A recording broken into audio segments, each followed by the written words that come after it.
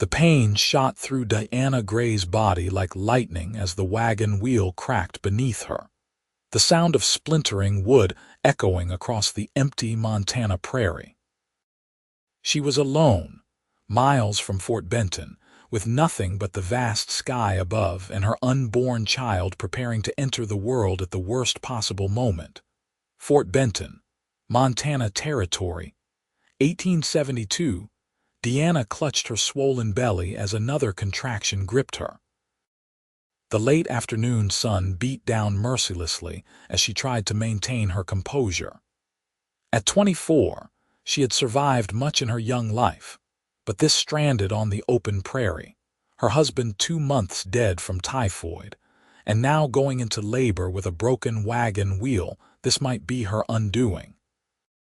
"Easy, girl," she murmured to her mare, which whinnied nervously, sensing its mistress's distress. Deanna carefully eased herself down from the driver's seat, her movements slow and deliberate.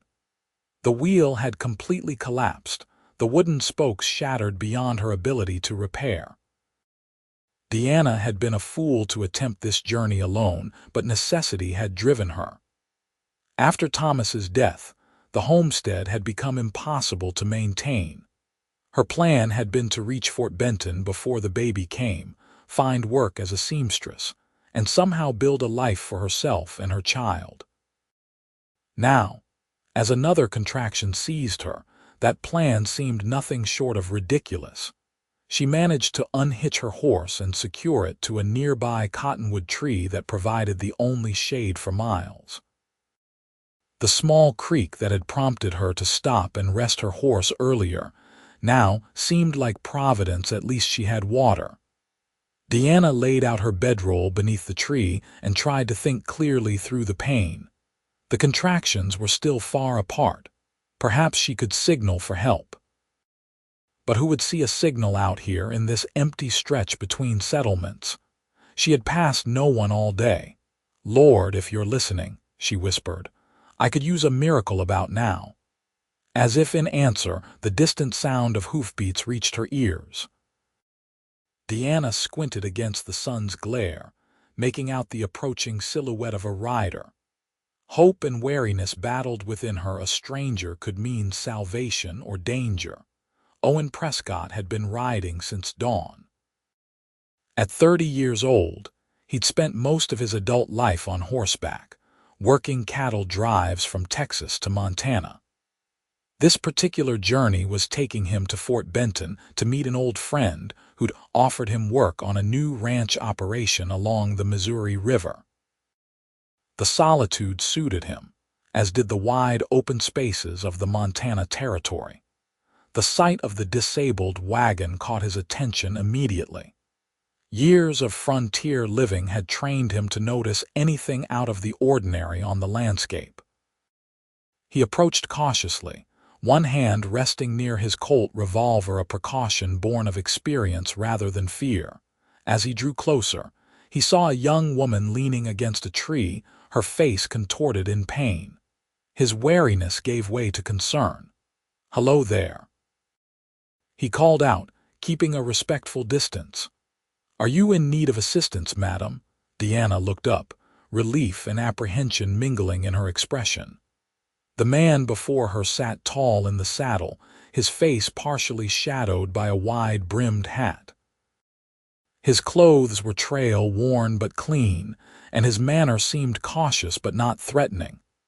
"My wagon wheel," she managed, gesturing weakly before another contraction struck. She inhaled sharply, closing her eyes against the pain. Owen dismounted quickly, tying his horse beside hers before approaching. Now he could see her condition clearly, the swell of her belly, the way she clutched at it, the perspiration on her brow despite the cooling afternoon. "You're with child," he stated unnecessarily, kneeling beside her. "And it's coming now," Deanna nodded, too consumed by the contraction to speak. When it finally passed, she exhaled shakily. "The wheel broke about an hour ago. The contraction started shortly after." Owen removed his hat, revealing dark hair streaked with sun-bleached strands. His eyes, a clear blue that reminded Diana of the Montana sky, assessed her with concern.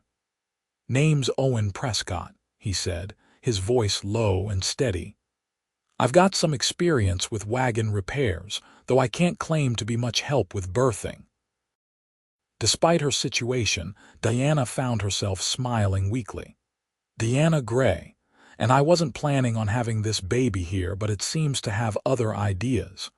Owen nodded, his expression serious but calm. "Let me take a look at that wheel first. If I can fix it quickly, we might get you to Fort Benton before things progress too far." He stood and walked to examine the damaged wagon.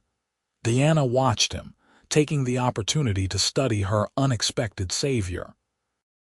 He moved with the easy confidence of a man accustomed to solving problems, his shoulders broad beneath his worn leather vest. He knelt by the wheel, strong hands carefully examining the damage.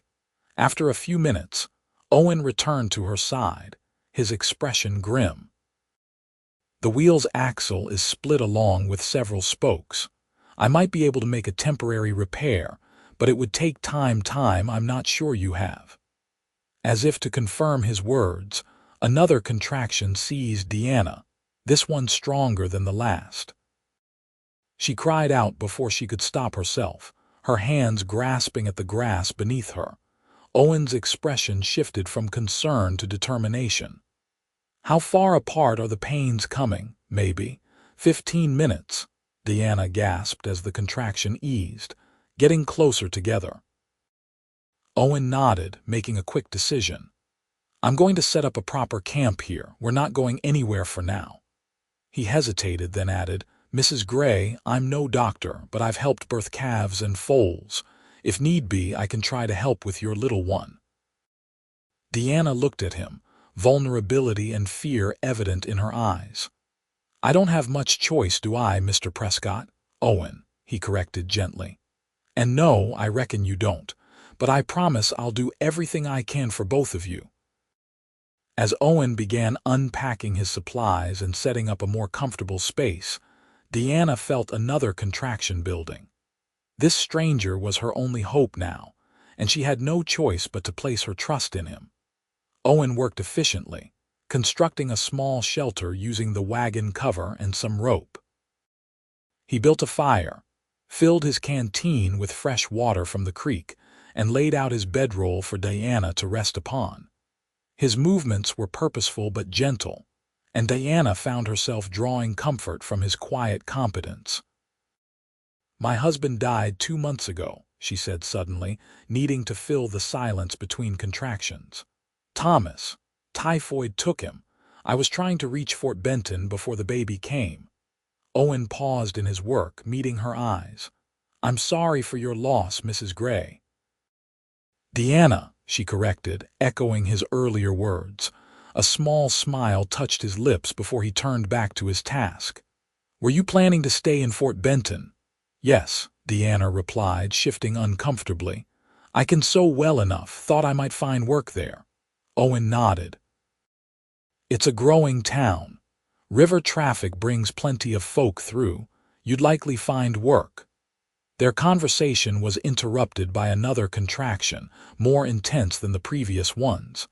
Deanna clutched her belly, her breath coming in short gasps. "They're getting stronger," Owen observed, his voice calm despite the worry in his eyes. As the day waned into evening, the contractions grew closer together. Owen kept the fire burning, boiled water, and tore one of his spare shirts into clean strips. He'd seen animals give birth, but never a human, and the responsibility weighed heavily on him. "Tell me about yourself," Deanna requested during a brief respite from the pain. "What brings you to these parts?" Owen, grateful for the distraction, settled beside her. "I've been working cattle most of my life. Started as a drover on the Kishome Trail when I was 17. Been moving around since then, wherever the work takes me." "No family?" Deanna asked, her hand absently stroking her belly. Owen shook his head. "Lost my parents young. Been on my own a long while." He didn't elaborate, and Deanna didn't press. The sparse details painted a picture of solitude that matched the man before her, self-sufficient, reserved but not unkind. As night fell fully, Deanna's labor intensified. The contractions came closer together, and her calm demeanor began to crack under the strain. Owen sat beside her, offering his hand to squeeze during the worst of the pain. "I'm scared," Deanna admitted during a moment of clarity. "What if something goes wrong?" Owen looked at her steadily. "We'll face it together if it does. But you're strong, Deanna. I can see that plain as day." His words gave her comfort, though the pain soon overwhelmed any sense of reassurance. Hours passed in a haze of agony, with Owen wiping her brow, offering water and murmuring encouragements that Deanna barely registered. I think it's time," Deanna finally gasped after a particularly intense contraction. "I need to push." Owen swallowed hard but nodded. He helped position her as comfortably as possible, then knelt between her legs, forcing himself to remain calm and focused. "Whenever you're ready," he said, his voice steadier than he felt. What followed was the most intense experience of either of their lives. Deanna pushed with all her strength, crying out in pain and exhaustion. Owen kept his voice level, offering encouragement and guidance based on what little he knew. "I can see the head," he announced after what seemed like an eternity. "You're doing fine, Deanna. Just a little more." Deanna summoned her last reserves of strength, pushing with a determination born of desperation. Finally, with a rush of fluid and one last tremendous effort, her child entered the world. The baby's cry pierced the night, strong and insistent. Owen's hands, which had roped countless calves and broken wild horses, now cradled the tiny, slippery form with infinite gentleness. "It's a boy," he said, his voice thick with emotion. "A strong, healthy boy." Using the strips from his shirt, Owen tied off and cut the cord as he had seen done with livestock. He cleaned the baby as best he could with the warm water before wrapping him in his cleanest bandana and placing him in Deanna's trembling arms. Deanna looked down at her son's face, awe replacing the pain in her expression. "Hello, little one," she whispered. "You certainly know how to make an entrance." Owen turned away to give her a moment of privacy, busying himself with stoking the fire and gathering more water. When he returned, Deanna was still gazing at her son, tears streaming down her face. "Thank you," she said, looking up at Owen. "I don't know what would have happened if you hadn't come along." Owen shook his head, embarrassed by her gratitude. "Just happened to be in the right place." They fell silent, both watching the newborn as he quieted in his mother's arms. The night was peaceful now, the fire casting a warm glow over their impromptu camp. The danger had passed, but Owen knew they couldn't remain here. "Try to rest," he told Deanna.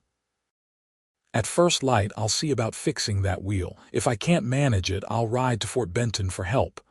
Deanna nodded, exhaustion evident in every line of her body. "What month is it?" she asked suddenly. Owen looked at her questioningly. "June. The 20th. Deanna smiled down at her son.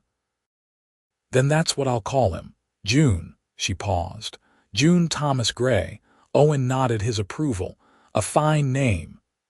As Deanna drifted into an exhausted sleep, her son cradled securely against her chest, Owen kept watch.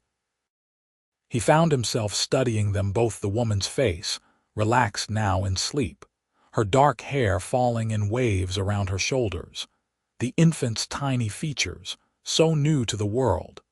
Something protective stirred within him, a feeling he hadn't experienced in years.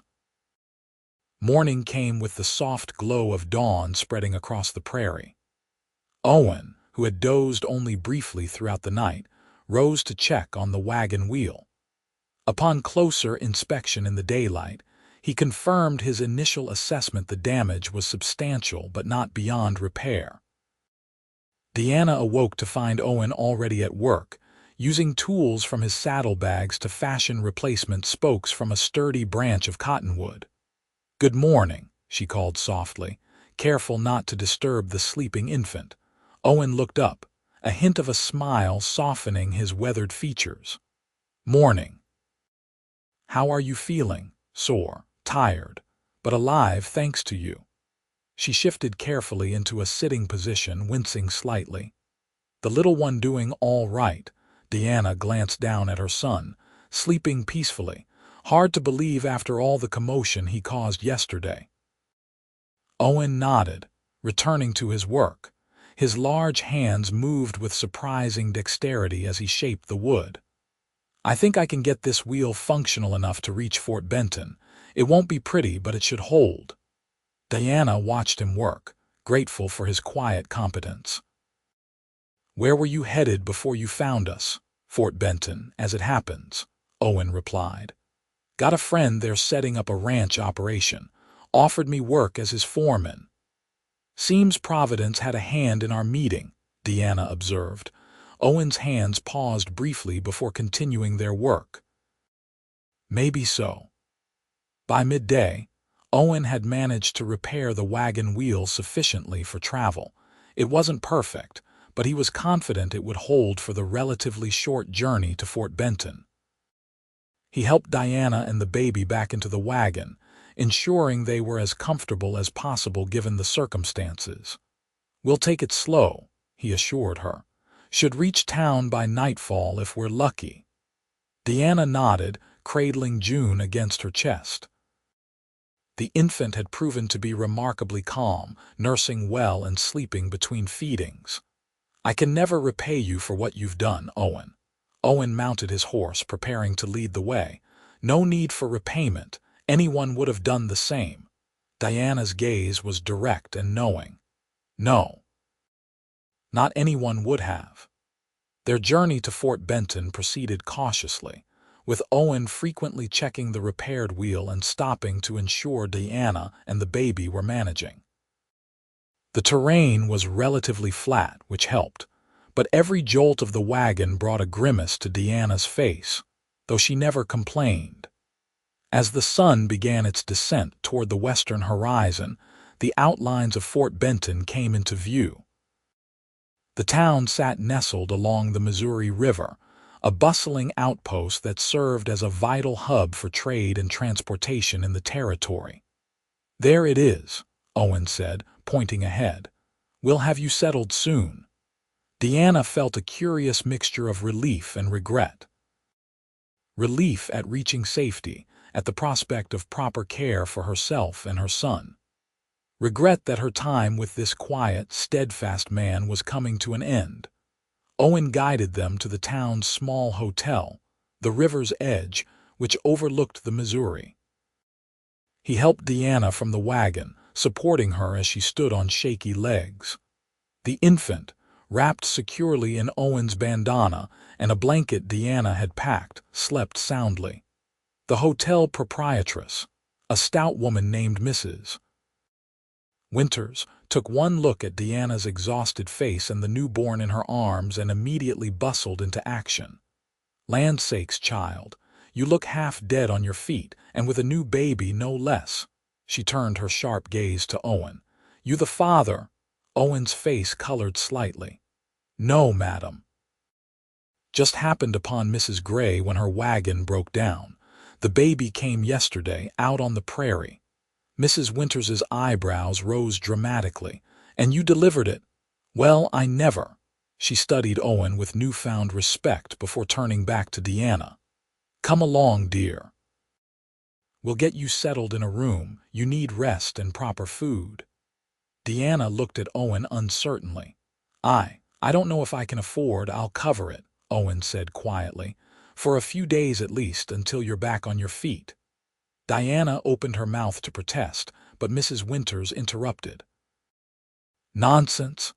Any woman who gives birth on the open prairie with only this cowboy for help deserves a few days' charity. The room's on the house." Relief washed over Deanna's face. "Thank you. That's very kind." Mrs. Winters led Deanna inside, already chattering about warm baths and clean sheets. Owen followed with Diana's small trunk of belongings, carrying it up to a modest but clean room on the second floor. As Mrs. Winters bustled off to fetch hot water and food, Owen lingered awkwardly in the doorway. "I suppose I should let you rest," he said, hat in hand. Diana sat carefully on the edge of the bed, the baby still cradled in her arms. "Will I see you again?" she asked, then immediately felt foolish for the question. This man had done more than enough. He owed her nothing more. Owen hesitated, then nodded. "I'll check in tomorrow, see how you're faring." He placed his hat back on his head, touching the brim in a small gesture of respect. "Rest well, Diana." After he left, Diana sat for a long moment, staring at the closed door. The events of the past day seemed almost dreamlike in their intensity. She looked down at her son, his tiny face peaceful in sleep. "That's quite a man who brought you into this world, June," she whispered. "Quite a man indeed." Owen made his way to the stockman's saloon, where he'd arranged to meet his old friend, Henry Blackwell. The saloon was typical of frontier establishments, smoky, noisy, with a bar running along one wall and tables scattered throughout. A piano player in the corner pounded out a jaunty tune, largely ignored by the patrons intent on their drinks and card games. Henry spotted Owen almost immediately, rising from a corner table with a broad grin. "Owen Prescott, you old wolf, beginning to think you weren't coming." The men clasped hands warmly. Henry was shorter than Owen but barrel-chested, with a shock of red hair and a bushy beard to match. They had worked several cattle drives together years back, forming a friendship based on mutual respect and similar no-nonsense attitudes.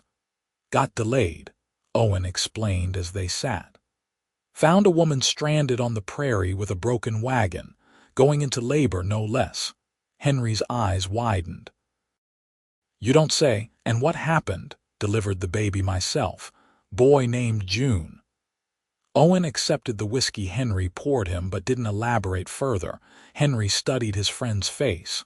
"Must have been something, bringing a new life into the world." Owen nodded, his expression thoughtful. "Never experienced anything like it." He took a swallow of whiskey, then deliberately changed the subject. "Tell me about this ranch operation of yours." As Henry launched into details about the property he'd purchased and his plans for it, Owen listened attentively, asking relevant questions and offering insights from his years of experience. Yet part of his mind remained in that hotel room, wondering how Diana and her son were faring. The next morning, Owen found himself standing outside the river's edge, oddly nervous. He had purchased a small package from the general store, a soft blanket for the baby and a tin of tea for Diana. Simple gifts, but he felt a need to bring something. Mrs. Winters eyed him approvingly when he entered. "She's doing well, that one, strong as they come. Room 3, top of the stairs." Owen climbed the stairs, pausing outside the door marked with a brass number 3. He knocked softly. Diana's voice called, "Come in." Owen entered to find Diana sitting in a rocking chair by the window, the baby nursing at her breast. She had a light blanket draped over her shoulder for modesty, but the intimate nature of the scene made Owen hesitate in the doorway.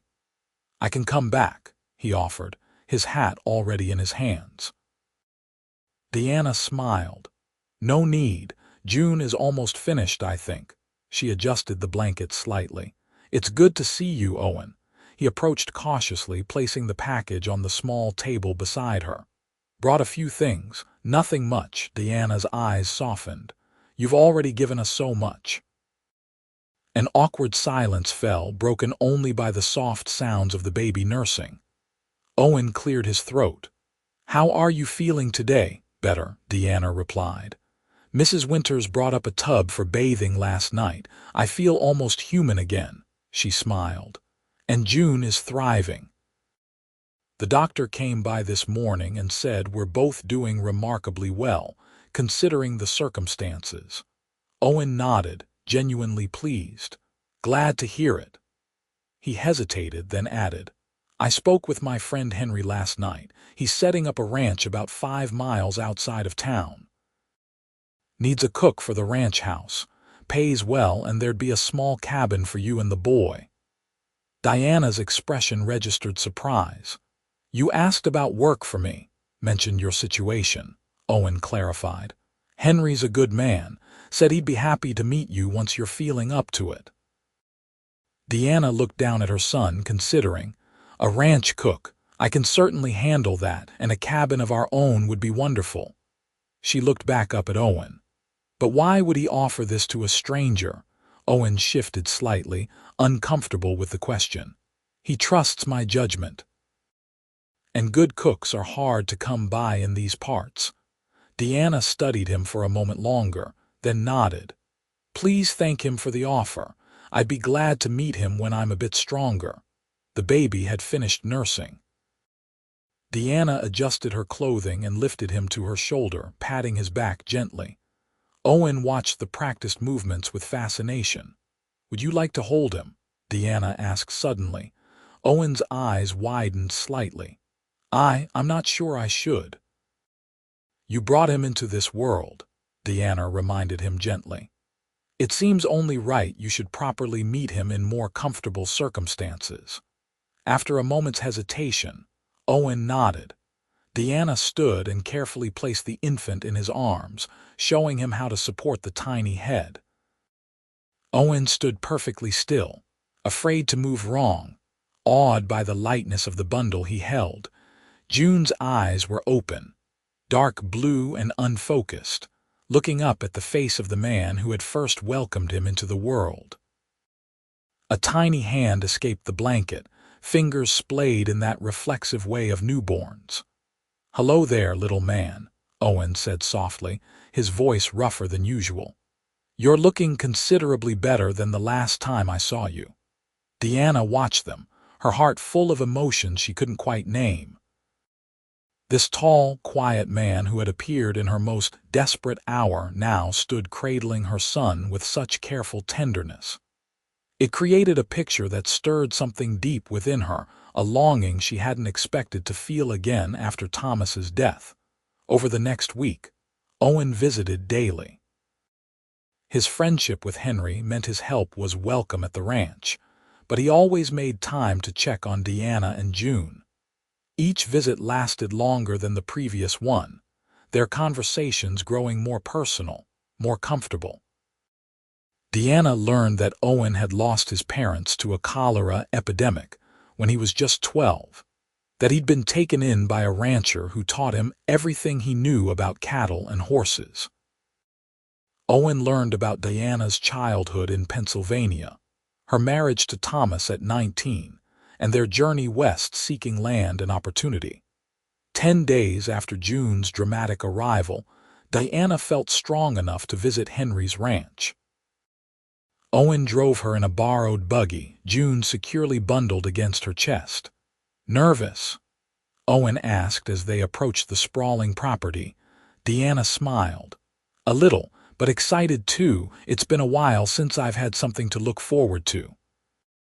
The main house of the Blackwell Ranch was modest but well built, with a broad porch and several outbuildings nearby. A bunkhouse for the ranch hands stood a short distance away, and beyond that, Diana could see a small cabin, smoke curling from its chimney. That would be your place, Owen said, nodding toward the cabin. If you take the position. Henry greeted them warmly, his boisterous manner putting Diana at ease almost immediately. He showed her the ranch house kitchen, spacious by frontier standards, with a good stove and ample storage. Nothing fancy needed, Henry explained.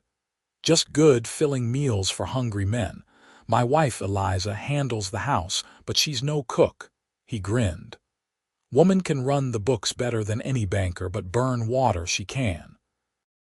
As if summoned by her name, a slender woman with auburn hair appeared in the doorway. You exaggerate, Henry, she said with a smile before turning to Diana. Don't listen to him. I can cook well enough, but with the ranch accounts, the garden, and our 2 children, I simply haven't the time. She approached Diana, her expression warm. I'm Eliza Blackwell. You must be Mrs. Gray. Owen has told us of your remarkable experience. Diana found herself immediately drawn to Eliza's straightforward manner. Please call me Diana, and this is June. Eliza's face softened as she peered at the baby. He's beautiful, and quite the survivor from what I hear. She looked back up at Diana. As are you. The women spoke easily together while Henry pulled Owen aside to discuss a matter with the cattle. By the time they returned, Diana and Eliza were chatting like old friends. Well, Henry asked, what do you think of our little operation? Diana smiled. I think it's wonderful, and if you're still offering the position, I'd be happy to accept. Henry beamed. Excellent. The cabin needs a bit of work, been empty a while, but we can have it ready in a few days. I can stay at the hotel until then, Diana assured him. Mrs. Winters has been very kind. Nonsense, Eliza interrupted. You'll stay with us until the cabin is prepared. I insist. Diana's eyes filled with unexpected tears. After months of struggle and uncertainty, after losing Thomas and facing the prospect of raising a child alone, the kindness of these strangers overwhelmed her. Thank you, she managed. You're all so kind. Owen, standing quietly nearby, met her gaze. In his eyes, she saw understanding. He knew what it meant to be alone in the world, to find unexpected kindness when it was most needed. That evening, after settling Diana and June in the Blackwells' guest room, Owen prepared to ride back to town. Diana walked him to his horse, the baby sleeping soundly inside. I can never thank you enough, she said quietly, for everything. Owen mounted his horse, looking down at her in the fading light. Seeing you and the boy settled is thanks enough. He paused, then added, I'll be around. Working with Henry most days. Diana nodded, understanding the unspoken message. He would be near. The thought brought more comfort than she cared to admit. Good night, Owen. Good night, Diana. The following days passed in a flurry of activity. Diana began learning the rhythm of ranch life, preparing meals for Henry, Eliza, their 2 children, and the half-dozen ranch hands. Owen and another worker, a former carpenter named Silas, spent their spare time repairing and improving the small cabin. By the end of the week, the cabin was ready. It was simple but solid, one main room with a small stove, a table and chairs, and a curtained-off sleeping area. Owen had built a cradle for June, a gesture that brought tears to Diana's eyes when she first saw it. It's perfect, she told him, running her hand over the smooth wood of the cradle. You didn't have to do that. Owen shrugged, uncomfortable with her gratitude. Wasn't difficult, just some leftover wood from the porch repair. But Diana knew better. The cradle was beautifully made with careful attention to detail. It wasn't the work of a man simply using up scrap wood. It was a gift, crafted with care. As summer progressed into autumn, Diana settled fully into life at the Blackwell Ranch. June grew strong and healthy, his curious eyes taking in the world around him. Diana found friendship with Eliza and satisfaction in her work, which was appreciated by all on the ranch. Owen remained a constant presence, though sometimes reserved. He took his meals with the others at the main house, often sitting quietly while conversation flowed around him. But his eyes frequently found Diana, and sometimes she would look up to find him watching her with an expression she couldn't quite decipher. One evening in late September, after the others had retired, Diana found Owen still sitting on the porch of the main house, smoking a cigarette and gazing at the stars. June was asleep in her arms, having dozed off after his evening feeding. Mind if I join you? She asked softly. Owen immediately stood, gesturing to the chair beside his. Of course not. They sat in companionable silence for a few minutes, the night air cool but not yet carrying winter's bite. "He's getting big," Owen observed, nodding toward the sleeping infant. Deanna smiled. "Yes. Hard to believe he's already 3 months old." She studied Owen's profile in the dim light from the window. "You've been quiet today. Is everything all right?" Owen took a final draw on his cigarette before carefully extinguishing it. "Just thinking.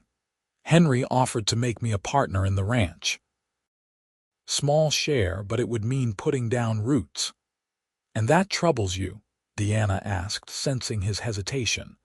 Owen was quiet for so long that Deanna thought he might not answer.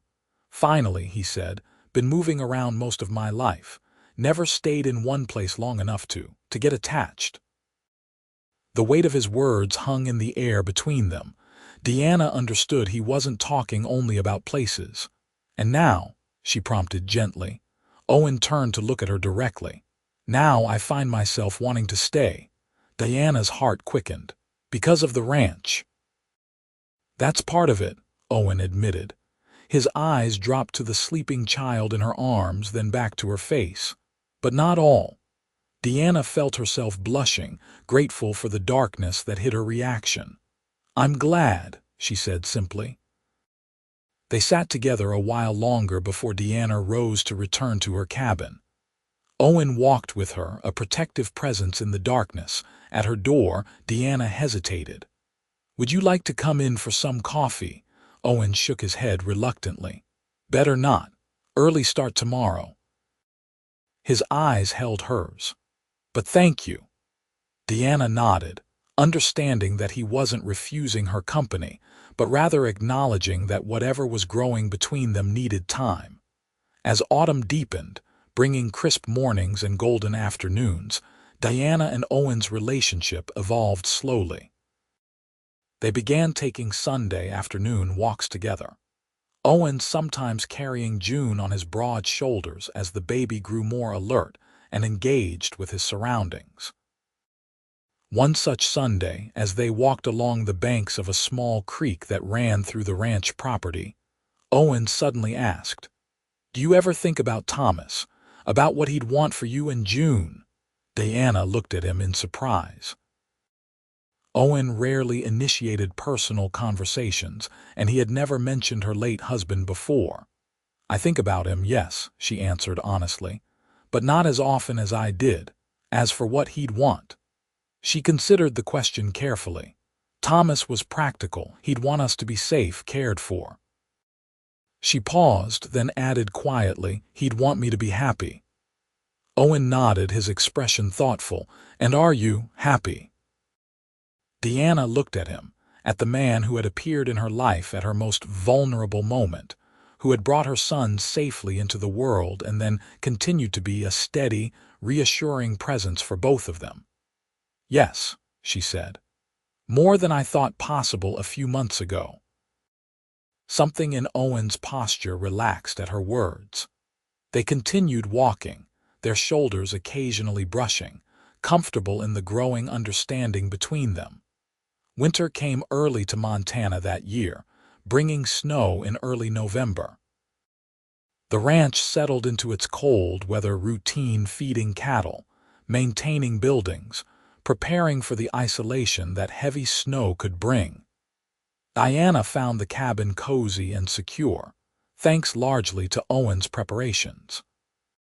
He had stacked firewood nearly to the roof on the covered porch, insulated the windows, and ensured the stove was in perfect working order.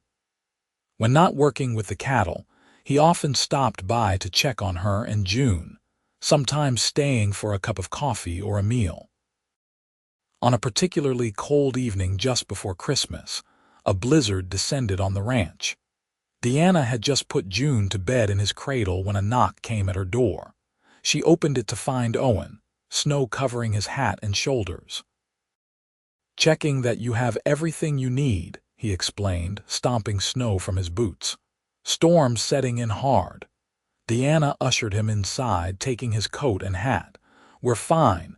Plenty of wood, food enough for days." She gestured to the stove where a pot simmered. I was just making some stew. You're welcome to stay and eat. Owen hesitated, then nodded. Thank you. Don't much fancy walking back to the bunkhouse in this. They ate together at Diana's small table, the wind howling outside while the cabin remained warm and snug. June slept peacefully in his cradle, undisturbed by the storm's fury. Hard to believe it's almost Christmas, Diana remarked, clearing their empty bowls. My first without Thomas, but also June's first altogether. Owen watched her move about the cabin. In the months since June's birth, Diana had regained her strength and more. Her dark hair was pinned up in a simple style, a few strands escaping to frame her face.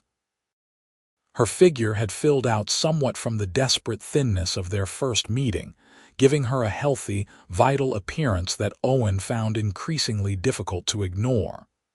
"Will you do anything to mark the day?" he asked. Diana smiled. "Eliza's invited us to dinner at the main house. She's planning quite a celebration for the children." She poured them each a cup of coffee before sitting again. "What about you? Do you celebrate Christmas?" Owen shrugged. "Not for many years. When my parents were alive, yes, after that." He trailed off, his expression distant. Diana studied him over the rim of her cup. "You never speak much of your childhood." "Not much to tell," Owen replied. "Happy enough until my parents died. Then I was taken in by a rancher named Miller, stern man but fair, taught me the cattle business." His lips curved in a slight smile. "First Christmas with him, I was still grieving my parents something fierce. Found a small carved horse by my bedroll that morning. Never said it was from him, but I knew." Diana's heart warmed at the image of a young, orphaned Owen receiving that small token of care. "You still have it?" Owen nodded. "In my saddlebags, carried it with me all these years." The intimacy of the moment, the shared confidence, seemed to shift something between them. Diana felt a familiar tension in the air, one that had been building for months. "Owen," she said softly, "why did you really come check on me tonight? The Blackwell's house is closer to the bunkhouse than my cabin." Owen met her gaze directly, no longer hiding behind reserve. "You know why?" The simple admission hung in the air between them. Diana's heart pounded in her chest as Owen slowly reached across the table, his hand covering hers. "I'm not good with words," he said quietly. "Never have been. But these past months—" He paused, searching for the right way to express himself. "I've come to care for you, Diana. For June, too." Diana turned her hand beneath his, their fingers intertwining. "We care for you, too," she whispered. "Very much." Owen's eyes darkened with emotion. Slowly, giving her every opportunity to pull away, he leaned across the table. Diana met him halfway, their lips coming together in a gentle, questioning kiss. It was brief, almost chaste, but when they parted, something had undeniably changed between them. Owen's expression was a mixture of wonder and uncertainty. "I should go," he said, though he made no move to rise. Diana kept hold of his hand. "The storm is getting worse. You could stay."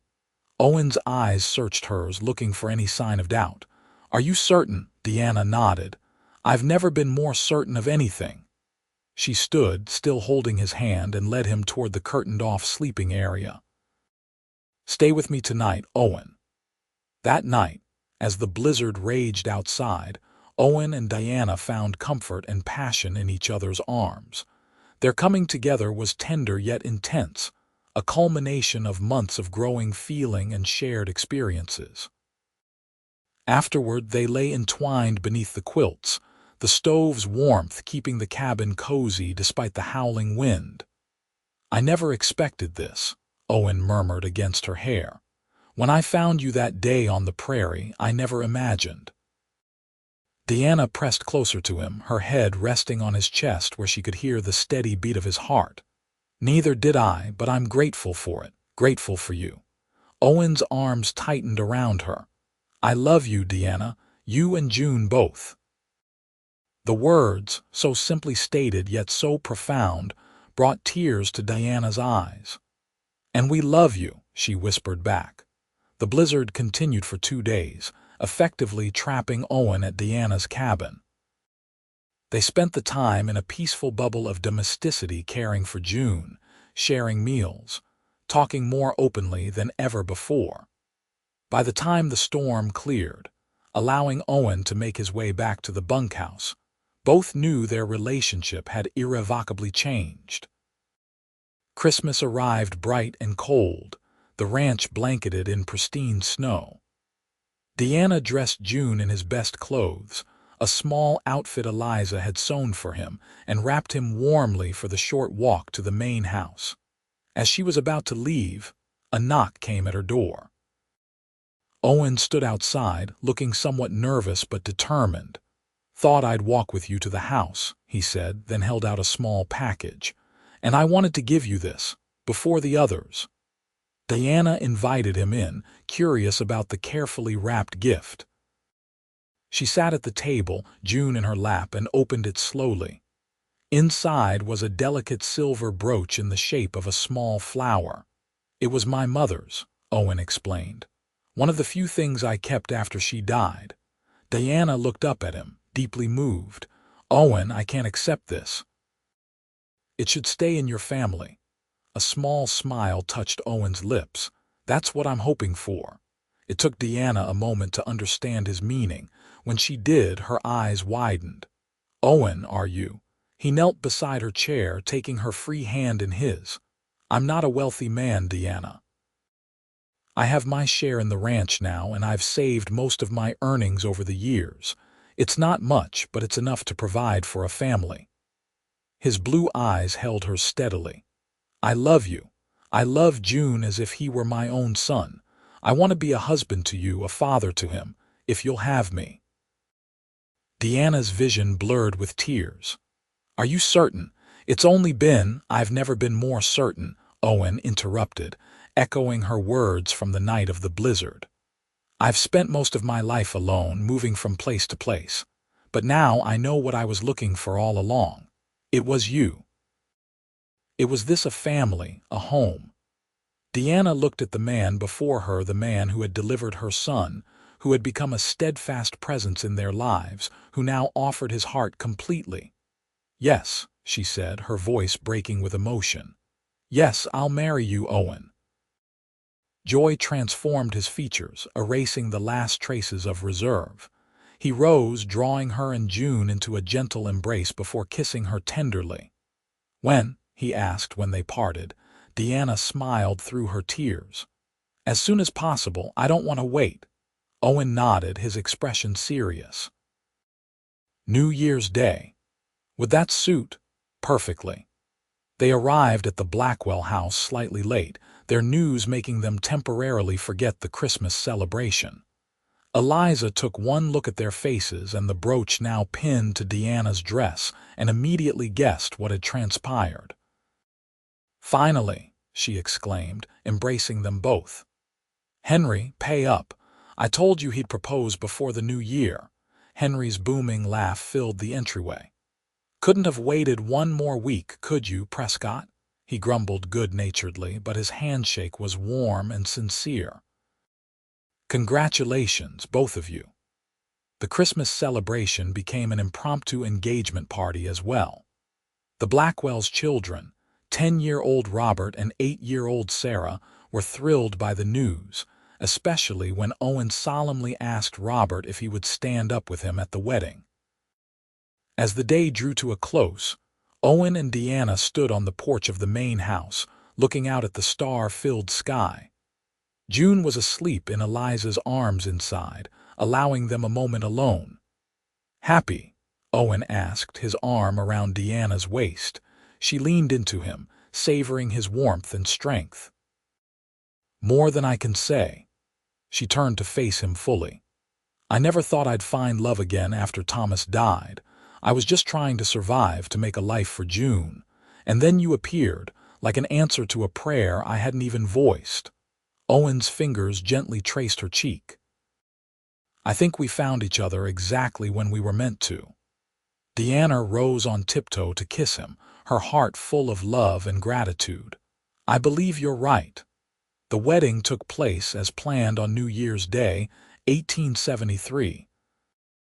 It was a simple ceremony held in the Blackwell's parlor, with the local preacher officiating. Deanna wore a dress of deep blue that Eliza had helped her make, with Owen's mother's brooch pinned over her heart.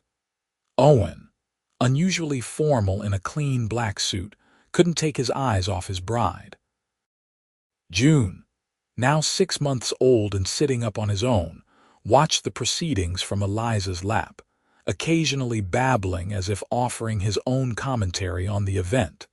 After the ceremony and a celebratory dinner, Owen took Deanna and June home, not to her small cabin, but to a surprise.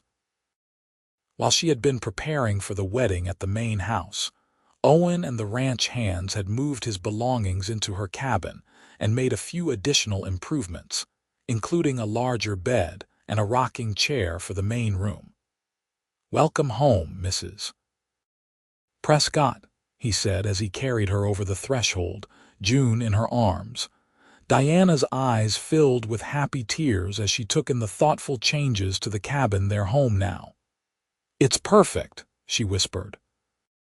Later that night, with June asleep in his cradle, Deanna and Owen lay together in their new bed, talking quietly of the future.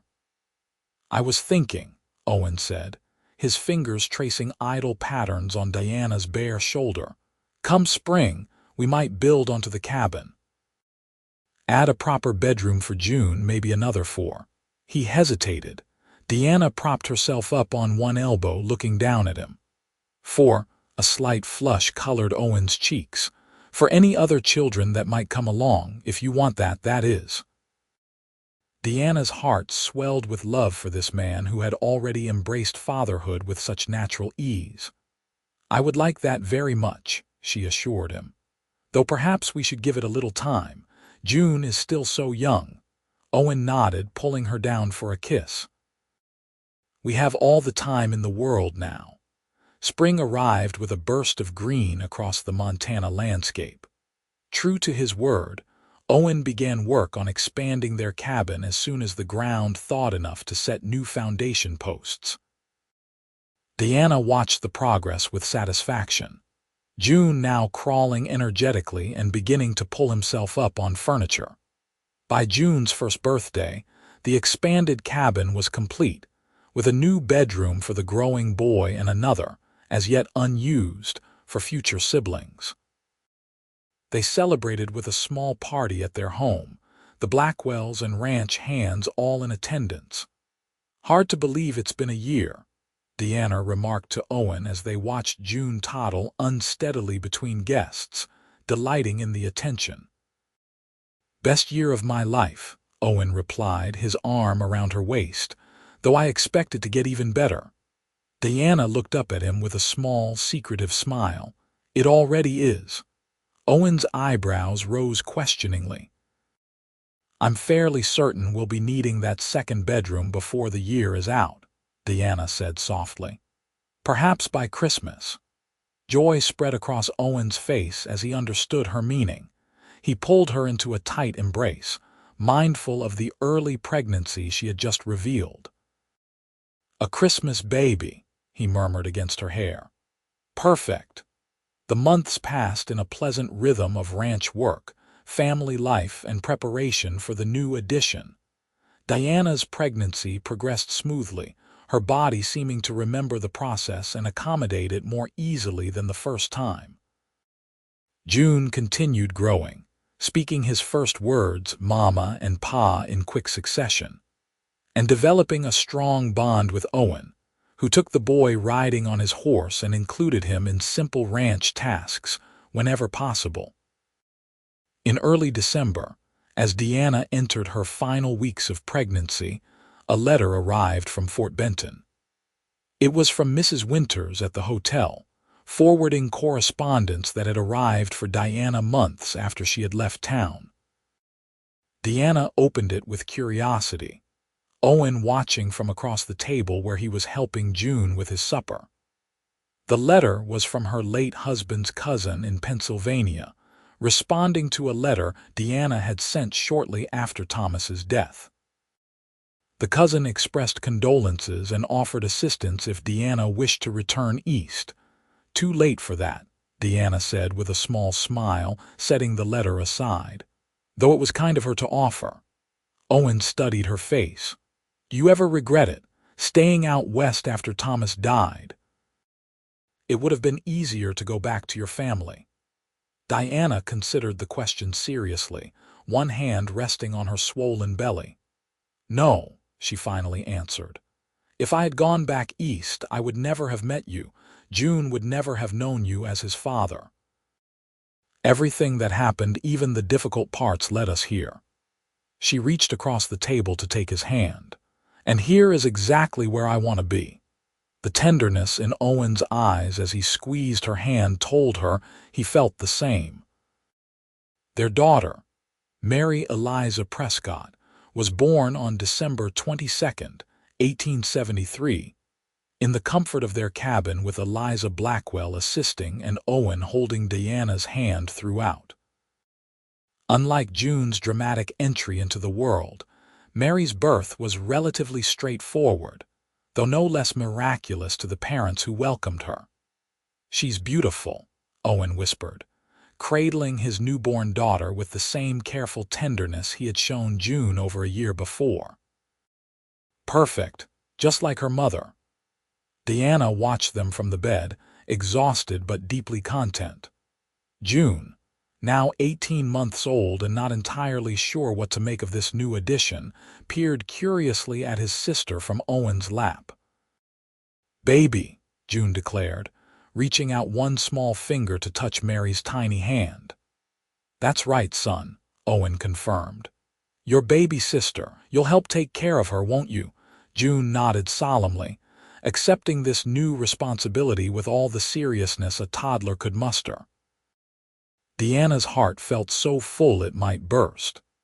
This was her family, not the one she had imagined when she married Thomas and headed west, but the one she had found through hardship and unexpected blessing.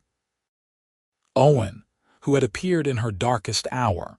June, who had entered the world under the most challenging circumstances.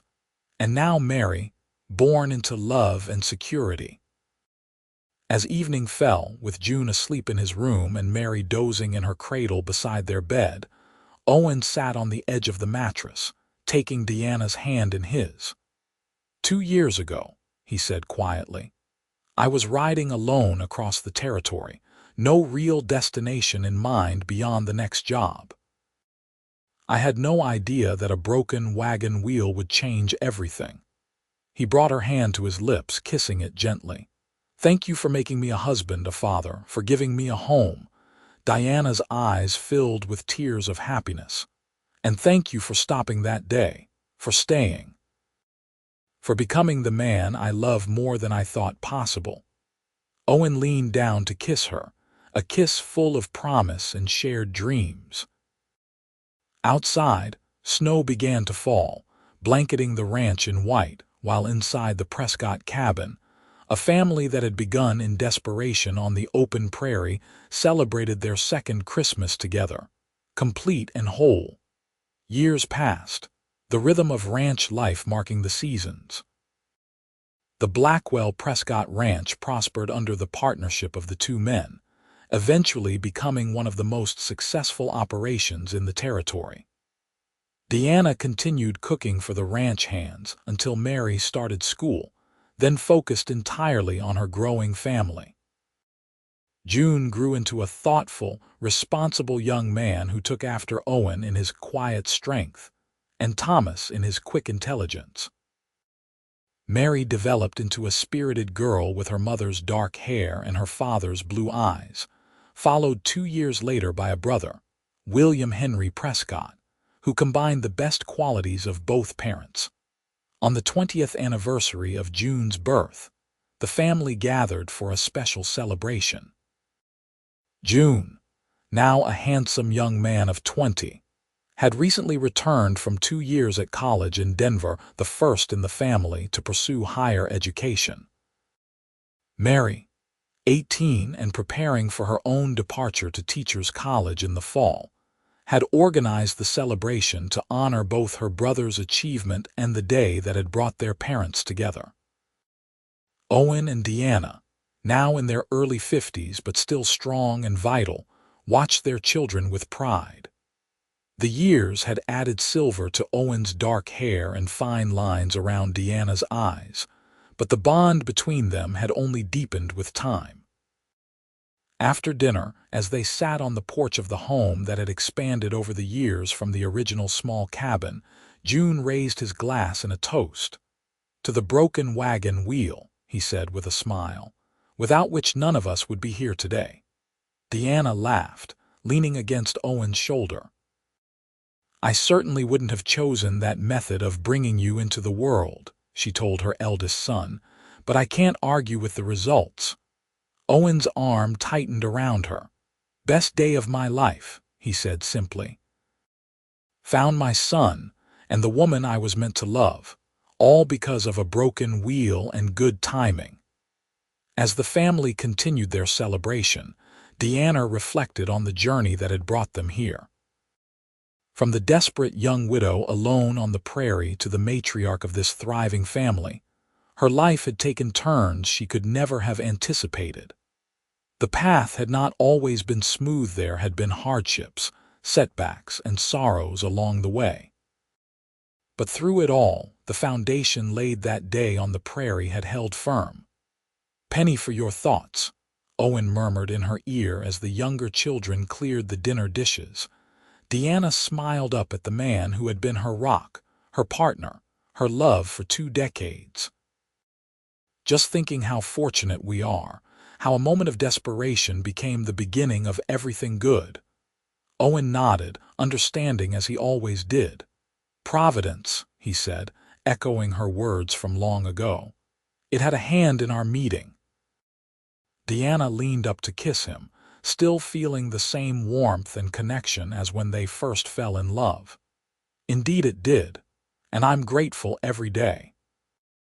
Later that night, after the children had retired to their rooms, Owen and Deanna stood outside under the vast Montana sky, stars scattered like diamonds across the blackness. The ranch was quiet, peaceful, the culmination of years of hard work and shared dreams. "Would you do it all again?" Owen asked suddenly. Knowing everything, the hard parts, the good parts, all of it, Deanna didn't hesitate. "In a heartbeat. Every moment led us here." She turned to face him fully. "And here is still exactly where I want to be." Owen's smile, the same one that had first given her hope in her darkest hour, warmed her to her soul. "As do I," he said softly. "As do I." Hand in hand, they walked back to their home, the legacy of a broken wagon wheel, a difficult birth, and a love that had grown from the most unexpected beginnings into something enduring and true.